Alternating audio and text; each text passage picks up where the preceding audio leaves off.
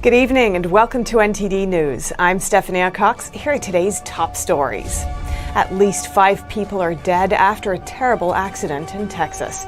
A massive 100-car pileup had people stuck inside their cars. Dozens also injured. Democrats wrap up their case against Trump. It's unlikely senators will vote to convict, but some warn of a constitutional loophole Democrats could use to disqualify Trump from office. Disney's facing backlash after firing an actress over her social media posts. The actress compared hatred towards Trump supporters to that towards Jews just before the Holocaust. The U.S. is set to continue giving relief aid to American schools partnered with Chinese entities after Democrats voted not to cut federal relief funds for those schools. And it's been 3 weeks since Biden took office. A China affairs expert gives his take on the administration's China policies.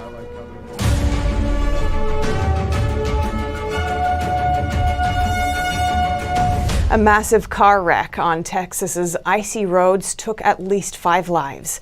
100 vehicles piled up in a single accident, and dozens are injured. NTD's Christina Kim has updates on the latest. A horrific accident in Fort Worth, Texas today. It's a sad sight to see. A local police officer speaks for everyone whose hearts go out to the victims. First of all, I would like to ask everyone to please keep in your prayers the family members of the loved ones that have lost their life in this tragic accident. Fort Worth Fire Department reports at least 100 vehicles were involved in the massive crash on the icy roads of Interstate 35W. At the scene, cars, trucks, and semi-trailers piled on top of each other, mangled and twisted. Many people were trapped inside their vehicles and 36 were taken to local hospitals. Agencies brought in trucks with sand to improve traction on the interstate to help responders. Officials set up a reunification center so those involved in the accident could contact and meet up with loved ones. According to the National Weather Service, freezing rain and sleet fell in the area overnight and in the early morning hours. Officer Segura warned residents of the area. We ask everyone, please stay away from this area, North 35. Seek alternate routes if you have to go to work or school. Please keep in mind that the weather is still very aggressive. The weather advisory in Fort Worth is extended till 3 p.m. Thursday. Christina Kim, NTD News. Democrats wrap up their argument to convict Trump. Today, more focus was on the aftermath of the breach instead of presenting evidence that Trump's responsible for the violence. NTD's Melina Weisskopf has more updates on the trial.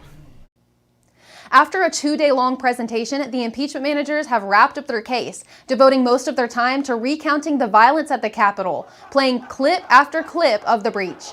No new evidence was given to prove why Trump should be held accountable for the chaos at the Capitol. One argument the Democrats have is that Trump's guilty for not actively trying to stop the violence beforehand, even with early warnings that violent actors had planned to go. Leading up to the attack, the insurrectionists said they were coming to D.C. for President Trump. But what they didn't mention is that Trump offered to deploy 10,000 National Guard troops to Washington ahead of January 6th. Senator Lindsey Graham says he believes the not guilty vote is growing. Yeah, I think they're making a movie, They haven't in any way tied it to Donald Trump. Over the past 2 days, the Democrats would need to have convinced 17 Republicans to jump ship to convict, which is unlikely. But there is a constitutional loophole that the Democrats could use to disqualify Trump from holding office again.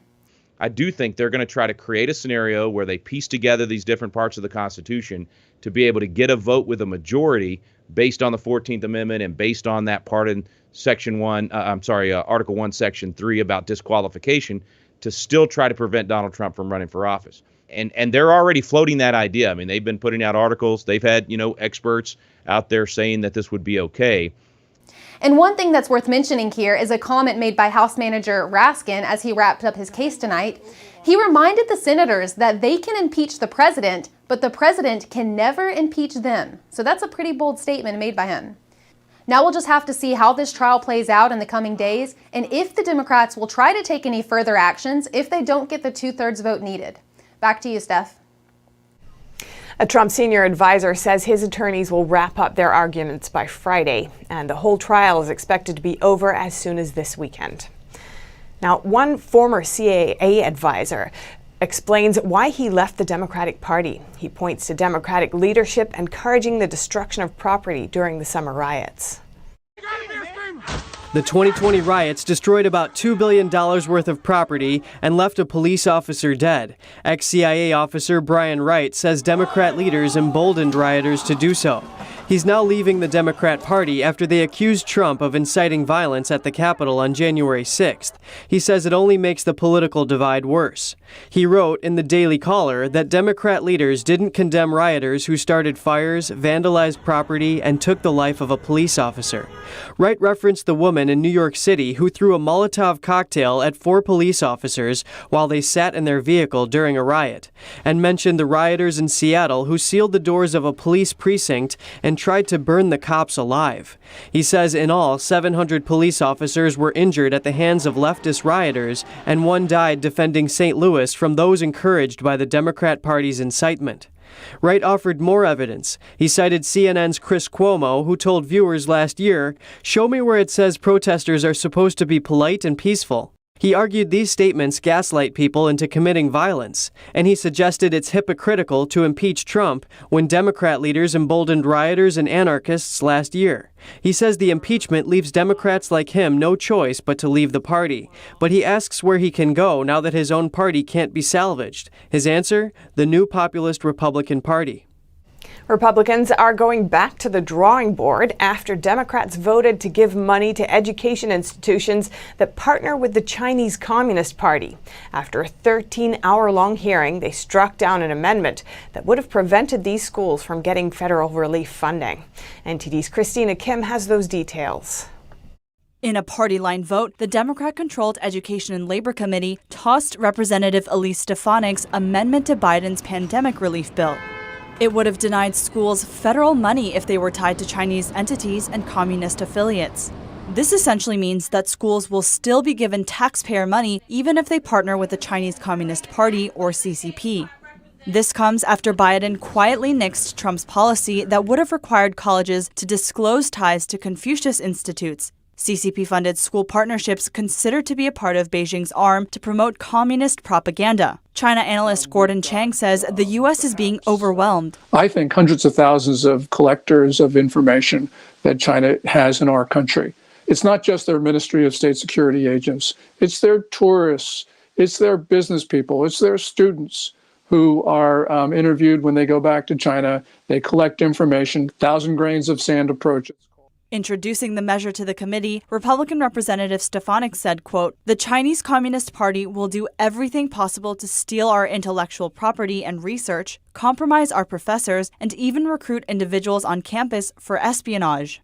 In addition to this measure, Democrats and the Biden administration have indicated they want to cooperate with China on certain issues like climate change and the pandemic. Chang says this strategy won't work. How can we cooperate with a government that means to overthrow us? It just doesn't seem to make sense. And the Communist Party has been very clear. They say that if you don't cooperate with us on everything, we're not going to cooperate on anything. Chang lays out the strategy he believes the U.S. should take. And I think the way that we should be approaching this is to cut all ties with China, because China uses every point of contact with the United States to undermine our society, overthrow our government. Stefanik said higher education is valued for open thought and expression and being a place for innovation and learning. But the Chinese Communist Party sees these institutions as, quote, forums for communist brainwashing and censoring speech, and unfortunately, a marketplace for intellectual theft. She says Democrats are putting China first and America last. Christina Kim, NTD News. Disney-owned Lucasfilms has fired Mandalorian actress Gina Carano because she compared the U.S.'s hostile political climate to one that led up to the Holocaust. NTD's Grace Coulter has the story. I love this character so much. Carano's post read, Jews were beaten in the streets, not by Nazi soldiers, but by their neighbors, even by children.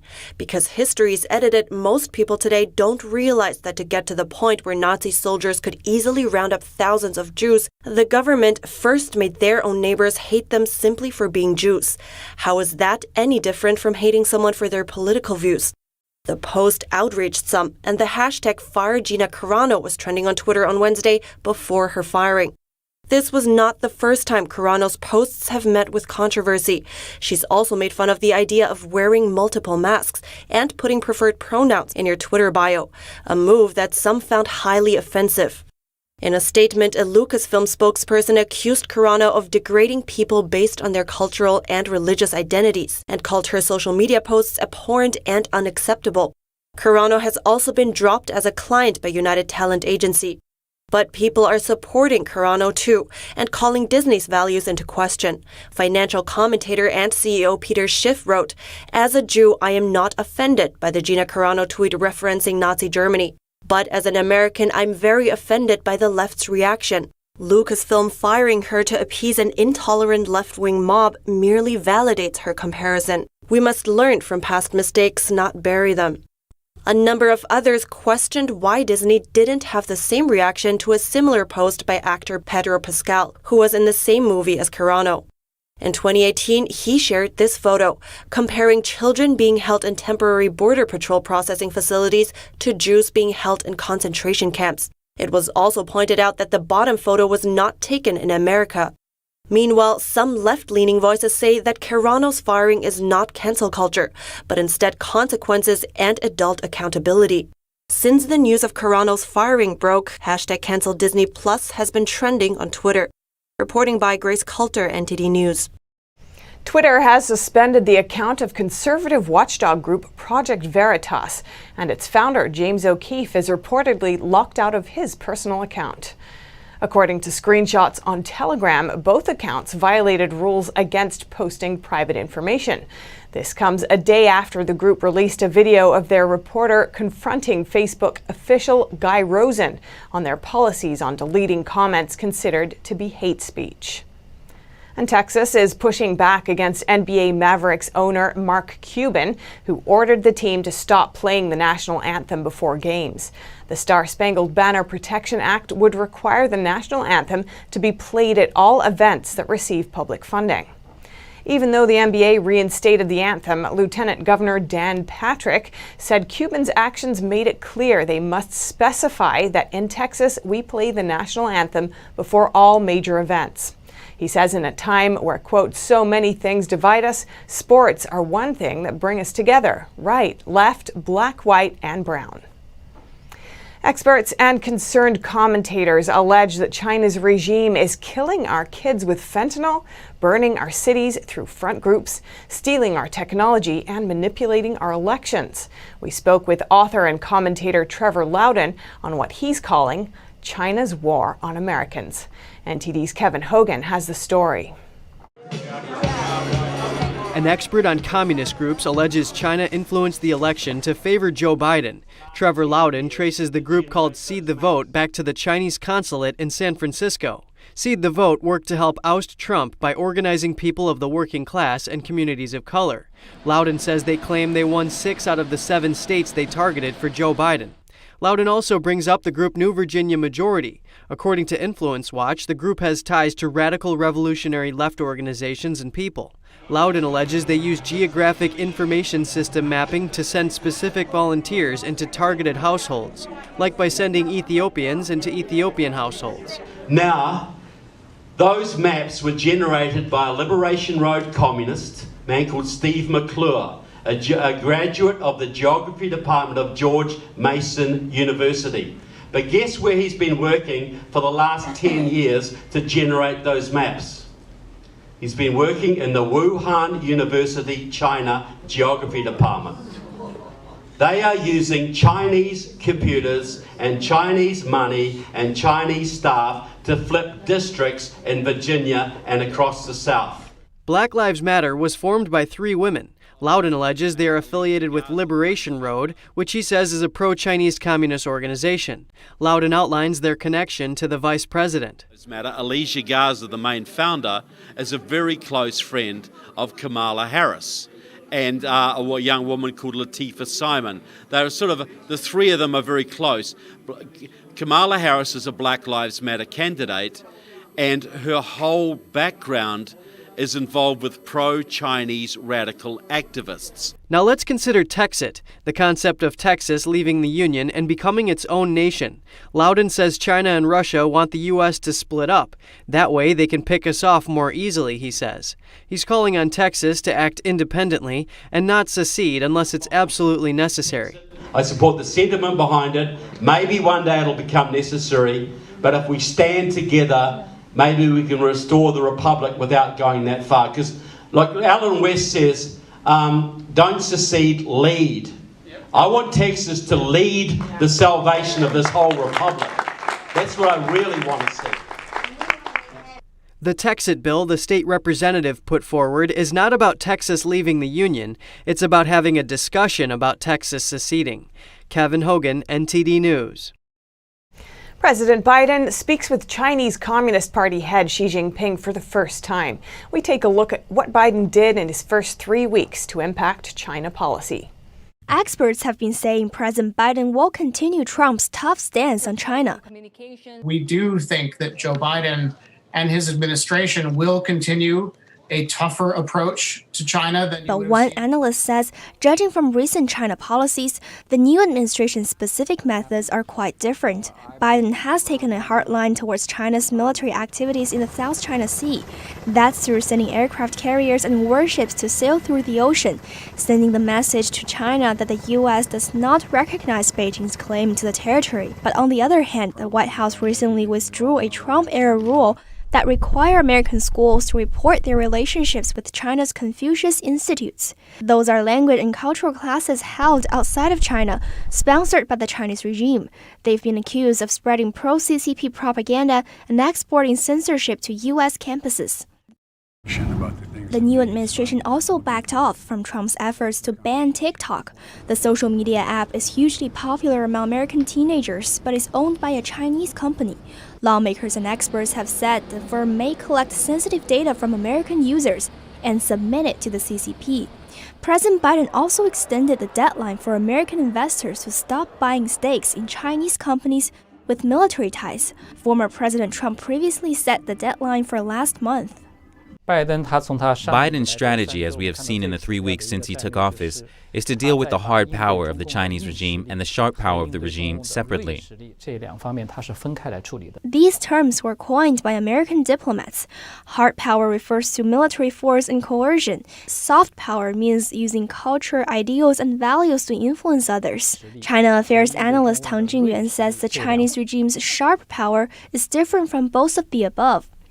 It is actually a comprehensive use of information warfare, public opinion warfare. It's to infiltrate the other side's economic, political, cultural, and scientific fields. The goal is to gain control over the fields and then influence the other country's policies or even achieve complete control. He believes China actually relies more on Confucius Institute's TikTok and American investment to advance its conflict with the U.S. than through military means. Those are the areas where they can gain practical benefits, because we know that the risk of a direct military conflict between the United States and China is extremely low. So the U.S. and China sending warships, etc., are more of a political declaration. He said the previous administration has been trying to decouple with China in a number of fields, including the development of sensitive technology. As long as you are connected in these areas, you can hardly avoid the CCP's use of various ways to take advantage of the openness of Western liberal and democratic societies to infiltrate and dismantle you from within. So decoupling in these areas, in my opinion, is the most effective way. But it remains to be seen whether it's likely to happen. A senior China policy official from the Biden administration said in a panel discussion that the U.S. and China should take small steps to form a workable relationship. For both sides to stop, take a deep breath, perhaps step back a little bit, reflect, but there may be things on visas, on journalists, on consular outposts. There are a number of things that you could imagine that could be potentially helpful. He could be referring to reversing some of Trump's policies. The policies include restricting visas for Chinese Communist Party members, expelling Chinese state media journalists, and closing Chinese consulate that allegedly served as spy outposts. Penny Zhou, NTD News. Up next, several Americans are suffering from a rare blood disease. Over a dozen reported getting it after they got the COVID-19 vaccine. And the community response after an increase in crime against the elderly in California. We'll see what they are doing to protect themselves for the coming holiday after the break.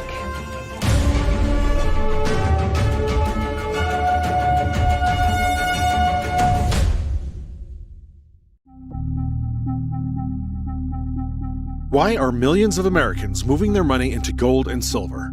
It's simple. The world has never been more unpredictable.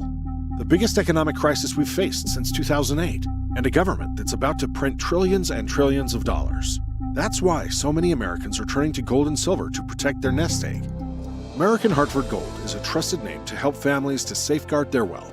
With an A+ rating from the BBB and 5-star ratings on the biggest review websites like Trustpilot and Google, American Hartford Gold can help you convert any qualifying IRA or 401k into precious metals. Or they'll help you to easily purchase physical gold and silver and deliver straight to your doorstep. Learn how you can protect your wealth with gold and silver today. Get this free 2021 information guide. Call 866-893-1493 or text TV to 65532.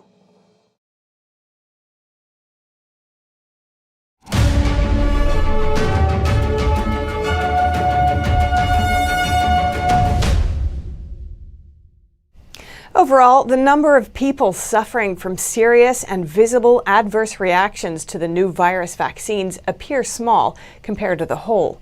But NTD's Miguel Moreno has a story on some who developed a rare blood disorder after they got the shot. We looked through the CDC's database and found that at least 2 people died after developing thrombocytopenia. In total, we found 12 others who also got this rare blood disorder after either taking the Pfizer or Moderna vaccine. The New York Times counted 36 similar cases, but we couldn't confirm their count. This is an ugly-looking disorder that leaves red, brown, and purple-colored bruising on the skin. In a statement, the FDA said they're investigating these reports, but so far they haven't determined whether the vaccines triggered the blood disorder. So what does this mean? Could they be related, or is this just a coincidence? Well, in a statement to our sister media, Dr. Jerry Spivak from Johns Hopkins University School of Medicine said, based on the rapid onset, severity, and the similar time course of thrombocytopenia in several other patients within the same time period, I think that a very strong argument can be made to the extent that, until proven otherwise, the association with this vaccine has to be considered real as opposed to coincidental. We'll be following that story closely. Now let's go to Florida, a state that's been under the spotlight for a few days after the Tampa mayor said they'll fine Super Bowl fans who partied without their masks on Sunday. Republican Governor DeSantis was asked about those maskless fans. His reply was sharp, to say the least. The media is worried about that, obviously. You guys really love that. You don't care as much if it's a, quote, peaceful protest, and then it's fine. You don't care as much if they're celebrating a Biden election. You only care about if it's people that you don't like. So I'm a Bucs fan. I'm damn proud of what they did on Sunday night.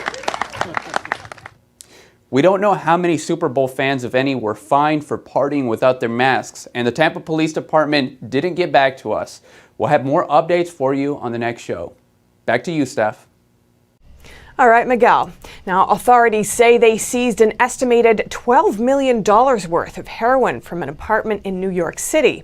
The operation involved city, state, and federal authorities. The massive drug bust in Queens led authorities to dismantle a large-scale heroin packing mill. They seized close to 90 pounds of suspected heroin and 1,000 fentanyl pills. They also confiscated $200,000 in cash and arrested 4 people for drug trafficking and possession. According to a statement obtained by the Daily News, Drug Enforcement Administration Special Agent in Charge Ray Donovan described the apartment as an opioid landmine. He said it had the capacity to send hundreds of thousands of heroin doses throughout the Northeast. And if you can take your eyes off the soaring stock market for a moment, you'll see that businesses are still really struggling, even the big ones.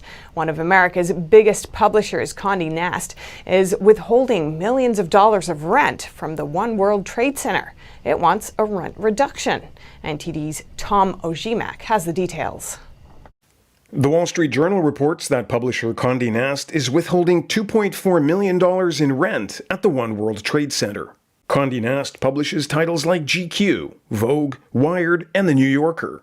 It's struggling with falling revenue amid the pandemic and skipped its January rent payment. The company reportedly wants to cut its square footage and reduce rent per square foot.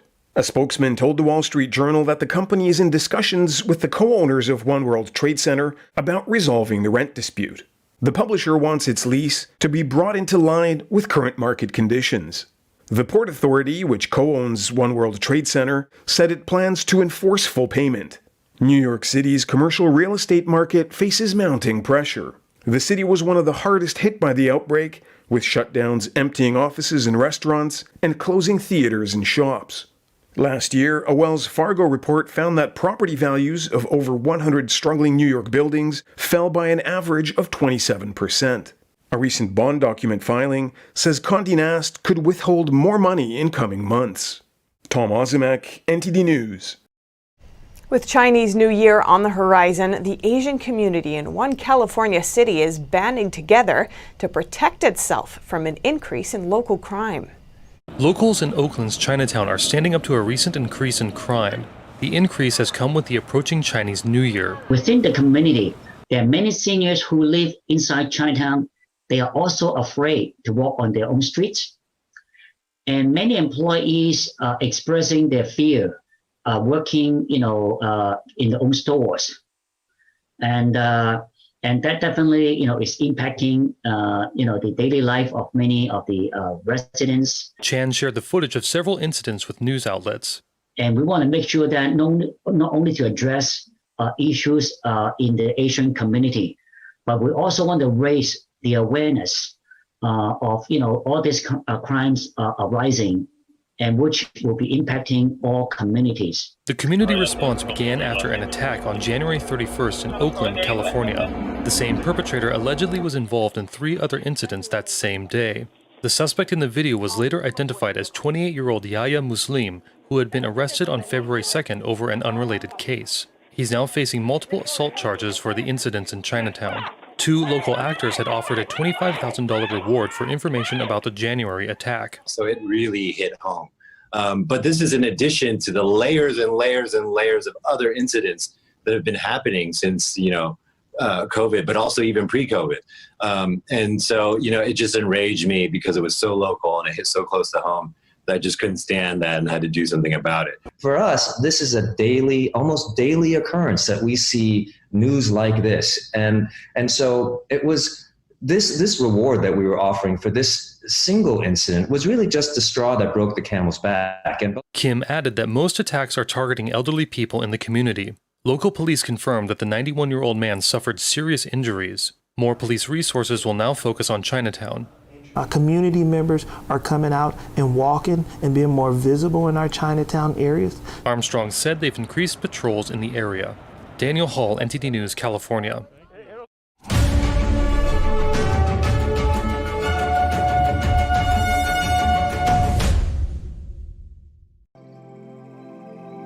We're becoming more and more urban. We lose our connection with nature.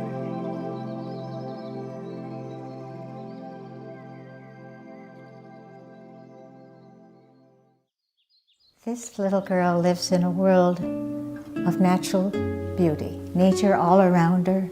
Not everybody has this opportunity. Things are growing all around her, all sort of handmade things. The artist has portrayed a scene that is so comforting and so grounded. that we can experience this ourselves. The artist himself has to be absolutely natural. And it's not easy to do because children are hard to paint. Birds are hard to paint. They don't sit still. This is quite an accomplishment, reflecting nature back to us.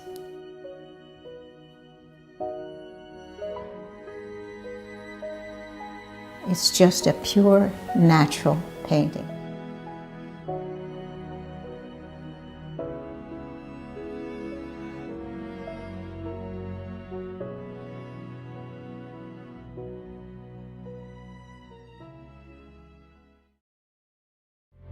Trends may be fleeting, but values are timeless. We now bring you this new clothing brand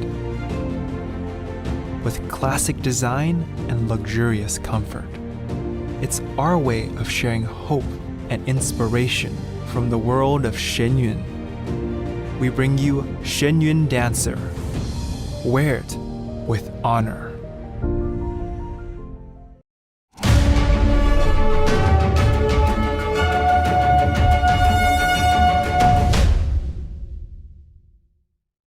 Concerns are rising over the Canadian Visa Application Centre in Beijing. This as reports emerge that the centre could be run by Chinese police. NTD's Tiffany Meyer has more. The Canadian Visa Application Centre in Beijing is reportedly being run by Chinese police. This has raised concerns that sensitive personal data collected by the centre could end up in the hands of the Chinese regime. Canadian media The Globe and Mail found earlier this week the company that operates the Canadian Visa Application Centre in Beijing is owned by the Beijing Municipal Public Security Bureau. The center collects visa applicants' fingerprints, photos, biographical information, and other personal data. The Globe and Mail report says some of the center employees are members of the Chinese Communist Party, or CCP. They are recruited from a school that trains the next generation of party elites. The police-owned Chinese company also provides services to visa centers of other countries, including the UK, Italy, Belgium, Ireland, and New Zealand. Beijing Shuangxiong is a subcontractor of VFS Global. That's the company that provides visa processing services to at least 83 countries around the globe for the Canadian government. VFS Global has also built close operational ties with Chinese authorities in other cities. Canada's visa office in Shanghai, for example, is 30% owned by the Shanghai Municipal Education Commission. A Chinese state-run company owns the majority of the Canadian Visa Centre in the southern city of Guangzhou. In the northern city of Jinan, over 90% of the Visa Centre's local subcontractor is owned by a member of the CCP's main political advisory body. VFS Global says its local operators don't have access to visa application data. But a former Canadian ambassador to China says it's best to assume there is no privacy for visa applications made in China. A cybersecurity expert also says by knowing what's going on in the visa center, Beijing has a better chance of getting its agents through. Canadian lawmakers are now calling on the government to stop its contract with the firm. China's National Radio and Television Administration is barring British television station BBC World News from airing in China. The move comes a week after Britain's media regulator revoked Chinese state television's broadcast license. Beijing said an investigation found BBC World News' China-related reports had seriously violated regulations, noting that news should be truthful and fair. They added that BBC News had harmed China's national interests and undermined national unity, and that its application to air for another year would not be accepted. The accusation mainly refers to the BBC's coverage of Beijing's suppression of Uyghur Muslims in its Xinjiang region, as well as China's quashing news about the pandemic. English-language BBC World News is not included in most TV channel packages in China, but is available in some hotels and residencies. Two Reuters journalists in China said the channel had gone blank on their screens. A BBC spokesman said the broadcaster is disappointed in Beijing's decision. Britain's Foreign Minister Dominic Raab also responded on Thursday, saying, quote, China has some of the most severe restrictions on media and internet freedoms across the globe. This latest step will only damage China's reputation in the eyes of the world. 1 week ago, British media regulator Ofcom revoked China Global Television Networks, or CGTN's license to broadcast in the UK. That's after an investigation found the television is controlled by the Chinese Communist regime. A city in North China has been downgraded to low risk regarding infection of the CCP virus, but lockdown measures haven't been lifted. That's as locals say they're enduring vaccine side effects that authorities won't report. NTD's Li Shan has more. Nangong City in Hubei province has been downgraded to a low-risk area for CCP virus infection. But authorities there are still carrying out measures designed for high-risk regions.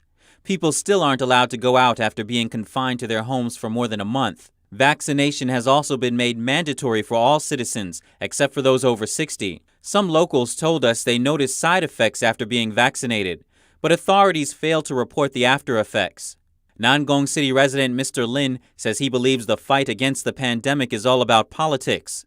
The officials downgraded the city to a low-risk level because they don't want to be criticized by higher-level officials for failing to combat the virus. That's because too much criticism could cost them their jobs. To protect Mr. Lin's identity, we distorted his voice. Now the risk level has been reduced to low, but it's still being handled as a high-risk area. All doors are still sealed up. They don't allow people to go out. When people go out, the police will arrest them, detain them. Lin explains people there were forced to accept the vaccine. People from 18 to 59 must be vaccinated. It's also the case for children above 3. If they don't get the vaccine, they won't be allowed to go to school. People will not be allowed to go to work either. The authorities have power. You have to obey them. Without the vaccination, you are not even allowed to go shopping. Everyone has a vaccination document. That shows if you've been vaccinated. Another resident said he and his classmate endured side effects after being vaccinated. I had allergic reactions on my face after being vaccinated. My face was itchy, very itchy. My arm ached for the whole day. The next day I did not dare to get the next dose. I was vaccinated along with my classmate. He got a very bad headache that evening. None of the side effects have been reported by local media. Confirmed cases in Hubei province are still on the rise. Many highways in the province have been closed, while those traveling ahead of Lunar New Year celebrations have been blocked on highways. Reporting by Li Shan, NTD News. Still to come, Hyundai developing a new car that can reach places others can't. You don't want to miss what it can do. And looking for a new way to build a home? You might just want to try printing one. Find out more when we come back.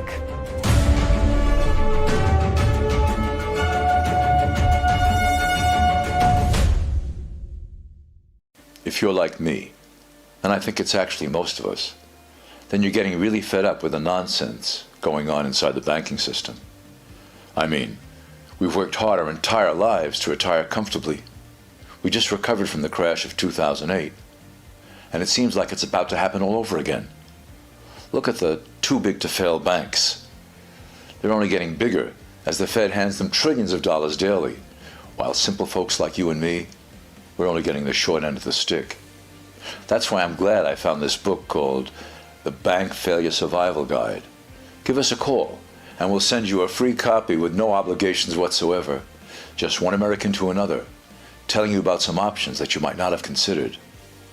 Call 866-239-2619 today for your free copy of the Bank Failure Survival Guide. That's 866-239-2619.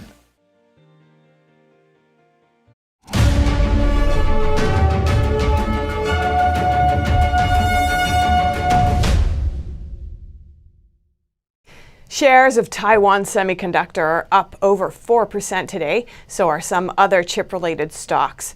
There's a major shortage, of course. Now, U.S. chip makers are urging President Biden to strengthen domestic production and stop the U.S. from losing its edge. NTD's Patrick Hayden reports. US chip CEOs want Biden to fund domestic production. They're asking him to include funding for chip factories in his stimulus package in the form of grants or tax credits. They say the United States used to make 37% of the world's chips in 1990. Now it's down to only 12%. Most chips are now made in Taiwan or South Korea.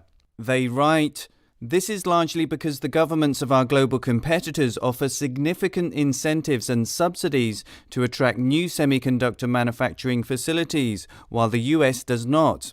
They say US leadership in the industry is at risk, and they need to stay competitive in the technologies of the future like artificial intelligence, 5G and 6G, and quantum computing." China is currently heavily investing in its own chip industry. National security concerns about Chinese tech companies means the US won't want Chinese chips. So strengthening US domestic manufacturing is one way to protect these security concerns. Patrick Hayden, NTD News. Tesla shares are up almost 1% today after a sell-off yesterday. It turns out Elon Musk's younger brother sold about 5% of his shares just before that sell-off for $26 million. A tidy profit, I'm sure. And what comes to mind when you think of Tesla? Maybe an exceptional driving range with a single charge? Well, one researcher says it doesn't live up to its claims, and it's actually way behind Audi, Chevy, and Ford. NTD's Patrick Hayden has those details. A recent Edmunds electric car test found that every single Tesla car failed to hit EPA range estimates. Electric vehicle analyst Gordon Johnson says it's not the first time Tesla has done poorly, but the range is one of the most important factors in an EV purchase, meaning how far one battery charge will take you. When you buy a Tesla car, right, a lot of what you're buying is the range. And if the range is a quarter to 30% less than what you think, you're effectively getting a product that isn't what it's supposed to be. Johnson says Chinese consumers will continue to complain about Tesla, but in the US the issue isn't being addressed because of the zealousness of the environmental movement. The Chinese people, they're not going to say, we just love your car because it's EV. They're going to say, this car fell apart. I want my money back. And if you get too many of those complaints in China, the government is forced to act. You get those complaints in the USA, and because he's seen as a green god, it's just swept under the rug and nobody does anything. That's the difference. He claims Elon Musk has consistently lied to the public, but this time he thinks the situation should be compared to VW's Dieselgate scandal. And I think why this is very important is because VW, with respect to their Dieselgate scandal, got caught doing something similar, right? They were overstating or understating rather their emissions in their cars, and they got hit with a $400 billion fine. Johnson says Tesla's market share this year went from roughly 28% to 14%. He says when competition arrives, Tesla loses, and traditional car makers will continue to outperform the company. Patrick Hayden, NTD News. Hyundai is building a walking car that can go places normal cars can't. The concept car has 4 wheels, each powered by an electric motor. Each of those wheels is on the end of a long, bendable leg. The autonomous vehicle can also drive in any direction, forwards, backwards, or side to side, using either its wheels or legs. Engineers envision it being used for difficult rescue operations, carrying supplies, or even exploring the surface of the moon or other planets. Hyundai says the Tiger X1 will take about 5 years of development and testing before it's ready for real-world use. And if you're looking to buy an affordable home in New York, you might be interested in this one. This $300,000 house came out of a 3D printer. NTD's Evan Lee has more details. The future is here. The first 3D printed house hits the market in the US. While it's revolutionary at first glance, it doesn't look much different from the other houses in the area. It's very similar to your typical concrete built home you may see down south in Florida. The home was built on Long Island by SQ4D, and it's the first 3D printed structure to receive a certificate of occupancy nationwide in an area that has some of the strictest building codes in the country. Stephen King, the listing agent, says his phone is ringing off the hook with customers that have burning questions about the house. Serious buyers who can't believe that a new construction build is in their price range of $300,000. So some of the questions we get asked about it is if it's a modular home, if it's manufactured and then assembled on site, which it is not. He explains that the printing machine is assembled on site. It then goes around to print out the house layer by layer. The walls are made of 2 inches thick concrete. And with the current snowstorms and cold climate in New York, King says the 3D printed house is doing just fine. The insulation factor is incredible. So traditional homes right now that are built new construction cannot compete with our designed insulation technology. While it is the first house for sale on the open market, it is not the only one of its kind. In Texas, the company Icahn printed 6 houses for the homeless in a village outside of Austin. And in Germany, a 3D printer is working on an entire residential building. 5 families will be able to live in it after completion. While 3D printing is one of the solutions to the ongoing housing crisis, it does not entirely replace traditional construction. And governments are yet to update regulations, building codes, and establish universal standards for inspection. Evelyn Lee, NTD News, New York. Coming up, Germany extends its virus lockdown restrictions as concern grows over more infectious variants of the virus. And what started with a conversation in a pub looks set to raise over $1 million for charity. He's the oldest man to row across the Atlantic solo. That and more when we return.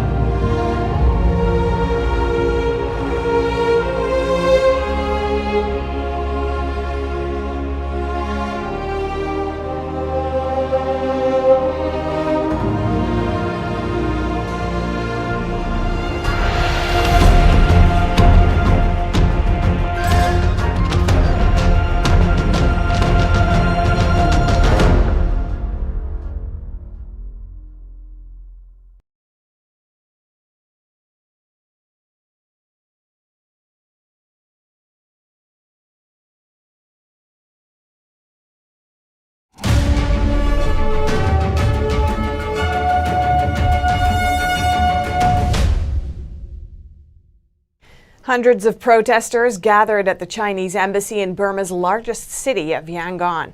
They accuse Beijing of supporting the military. China denies the claim. Several placards held by protesters at the embassy featured a caricature of Chinese President Xi Jinping operating a puppet of Burma's military leader. The Chinese embassy gave no immediate response. It earlier dismissed reports on the internet of Chinese planes bringing in technical personnel. Amid the protests, at least 6 more officials linked to Suu Kyi's National League for Democracy were forcibly taken from their homes overnight. While Western countries have strongly condemned the February 1st coup, Beijing has referred to it as a cabinet reshuffle. Germany will extend its lockdown until March 7th. The country's virus infection rates are dropping, but concerns are growing over the more infectious variants. Experts tell us that it is only a matter of time until these variants become dominant and oust the original virus. We have to prepare for that. The lockdown extension allows for some flexibility. Hair salons are allowed to reopen on March 1st, and different regions can decide whether to reopen their schools and daycare centres earlier. Some opposition parties criticised the extension as disproportionate. Merkel stressed the next weeks will be existential. Children are suffering from anxiety and depression because of pandemic restrictions. That's according to a survey in Germany which found about 1 in 3 German children are affected. The survey of children between the age of 7 and 17 found they have more problems in school, their families argue more, and their relationships with their friends are deteriorating. They also eat less healthily, spend more time online, and play fewer sports. Researchers questioned over 1,000 children and 1,500 parents from mid-December to mid-January when Germany was under its second lockdown. And UK residents are weathering the lowest temperatures in decades, but Londoners are enjoying the city's frozen fountains and snowy parks despite the cold. Sub-zero temperatures are all over the UK right now. Officials say a minus 23 degrees Celsius or minus 9 degrees Fahrenheit reading on Wednesday was the lowest recorded since 1995. Temperatures are due to increase in the next few days. And 70-year-old Frank Rothwell just became the oldest man to row solo across the Atlantic. The grandfather of 3 is also set to raise $1.4 million for charity. NTD's Earl Rhodes has more. Already an experienced sailor and a survivor of prostate cancer, Frank Rothwell signed up for the Atlantic Challenge following a chance conversation in a pub. He says one of the biggest challenges was to cope with the boredom, though he was able to phone his wife every day. Rowing is really, really boring. Every stroke is the same as the last stroke, and there's no seascape, there's nothing to pass. With a fall overboard potentially fatal, and with no one around to help, rowers must attach themselves to their small boat at all times and prepare their own food. One of the biggest luxuries is a roof over their heads at night, thanks to a small cabin. Stroke after stroke after stroke, thousands of strokes, another thousands of strokes, a million strokes. And then you're looking at the clouds and trying to imagine what shapes you can see in the clouds. The race traverses the Atlantic from the Canary Islands to Antigua, about 3,000 miles. 56 days. Rothwell's time of 56 days, 2 hours and 41 minutes saw him finish 4th out of 8 in his particular category. But he became the oldest man to complete solo feat in doing so. And I realised it wasn't a race for me. I win by finishing. Seeing an opportunity to raise money for a charity that's desperate for funds. Rothwell says what he missed most was his wife of 50 years and an ice-cold Coca-Cola. His Just Giving page has received nearly £900,000. But with publicity growing about his epic 56-day journey, he expects to break 7 figures at the weekend. Earl Rhodes, NTD News. And up next, a great American ski champion getting emotional. We take a look back at his remarkable career. And kayakers in Australia paddle to save the oceans. One paddle tour aims to collect over 400 pounds of trash this month. Find out more after this short break.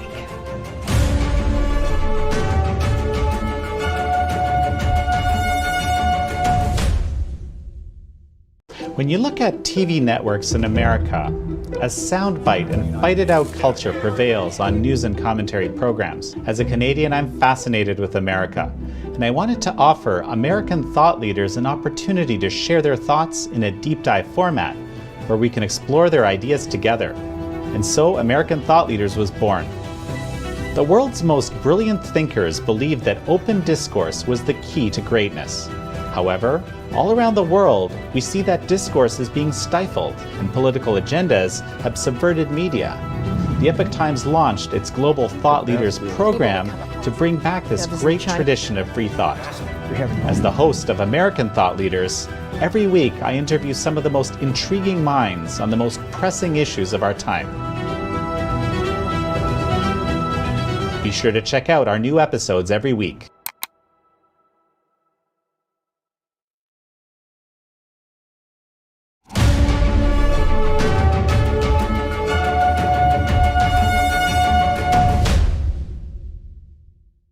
American ski racer Ted Ligety is retiring after next week's World Championships in Italy. He got emotional while looking back at his career. NTD's Andrew Thomas has the story. Olympic champion ski racer Ted Ligety, 36, says he's fulfilled his childhood dreams, and now he's ready to leave the tour after 17 years.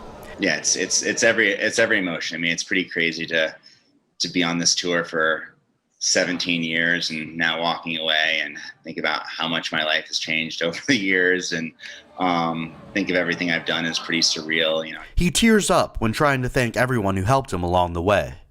Ligety has 5 World Championship golds, 3 in giant slalom in 2011, 2013, and 2015, as well as Super G and combined in 2013 and 2 bronzes.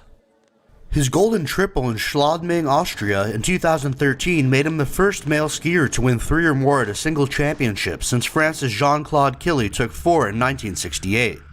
He won his first Olympic gold during the 2006 Games in Turin, Italy. 8 years later, he won his second in Sochi. He leaves after 336 World Cup starts, 25 wins, and 52 podiums across 5 events. It's hard for me to say what my legacy is. I think it's hard for somebody to write their own legacy. So hopefully, inspired kids to push hard and ski fast and love the sport of ski racing more. And the father of 3 said he plans to spend more time with his wife and kids. He also made it clear he doesn't intend to transition into coaching. Andrew Thomas, NTD News. Kayakers in Australia are mixing leisure activities with environmental stewardship on a mission to clean up the trash from Sydney Harbour. NTD's Andrew Thomas has that story. There are a lot of kayakers exploring the iconic sights of Sydney's world-famous harbour, but one kayaking tour is tidying things up. With a paddle, a bucket, a sieve, and a picker stick, Sydney by Kayak offers guided paddles to remove trash from the harbour. According to founder Laura Stone, the tour is as popular as ever. We were finding so much rubbish that we decided that maybe we needed to bring some buckets along and pick up more. Eventually we decided to do some dedicated cleanup paddles, so now we do 4 or 5 dedicated scheduled paddles per week. Stone began cleanup kayak tours several years ago after routinely noticing the amount of debris in Sydney Harbour during her other group tours and lessons.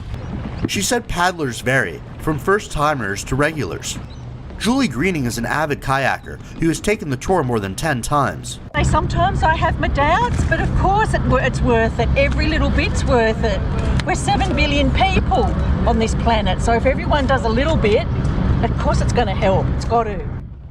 The UN says 8 million tons of plastic enters the world's oceans annually, impacting marine life.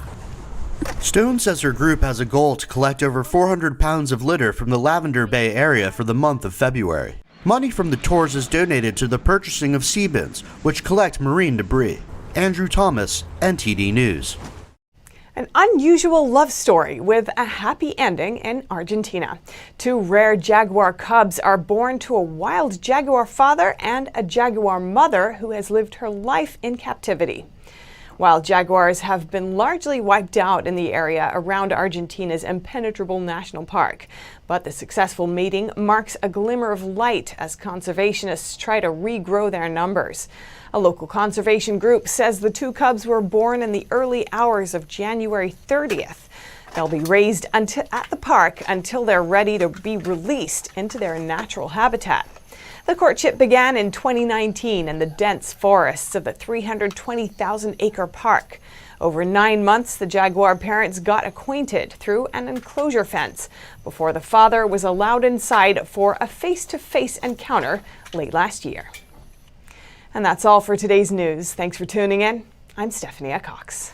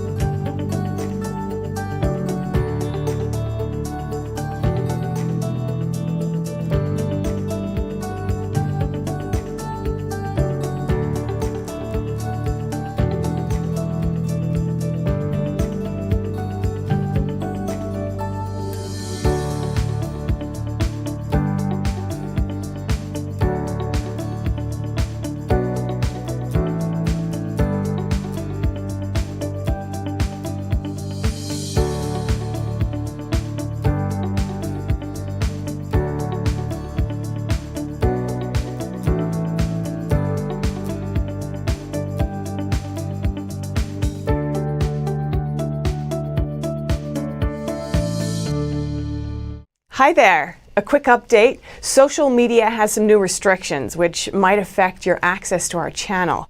If you want to stay tuned, make sure you visit us directly at ntd.com. We'll also have a newsletter coming out soon, and you can sign up for that.